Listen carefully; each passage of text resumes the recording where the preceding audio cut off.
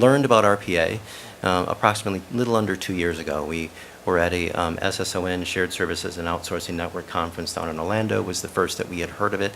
And what we did is we started to do a little bit more research based upon how it was explained to us. It made sense. And from an HR perspective, I was acquired into HR a number of years ago from the operations side. So from an HR perspective, there's a lot of folks in HR that don't necessarily think that robotics applies to HR, but there are a lot of processes within HR that are transactional and are math problems that actually work very, very well for RPA. And thus, when trying to be able to try to figure out the way for HR to become more human, we focus a lot on the transactional work versus necessarily focusing on the employees, which would allow a better experience for the overall customers. So one of the things that we did as well, initially, we made the decision, working for United Airlines, had been through the bankruptcy, 9/11, the whole works. One of the things that I had learned from there was just being upfront and honest with employees because they can see what's going on. One of the things that we had talked about with the team members right away was because we had just implemented a new applicant tracking system and we're implementing a cloud HR and payroll solution and we're doing joint ventures and we're doing M&A work, there just becomes a point in time where you become a little bit overloaded with the amount of work that you're doing.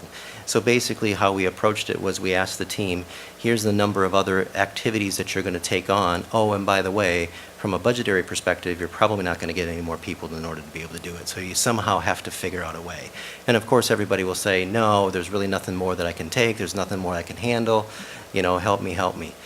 So when we started to talk about RPA as a digital employee, it was something as of a relief to the actual employees that were within the shared services organization because they looked at it as an outlet. So what we had challenged them to do was come up with, we kind of talked through overall as it related to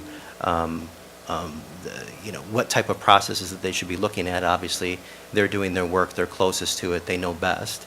And then submit to us ideas as to what you think should be a process that we would implement RPA for that would be able to free up your time. It's really kind of turning our focus to be able to say, what else can we do as well? So when you think about the piece around just hiring, what else can we do that makes it easier for a manager to hire? So that they're not spending time trying to find somebody to be able to help a customer versus helping a customer. We hire about between 95 and 100,000 people on a yearly basis, just with our part-time and whatnot. That's where we'll probably have those bots need to be live. So we'll have to dedicate more of them because as interview requests come in, based upon what the managers are doing, we'll have to be able to ensure that we can't necessarily batch those.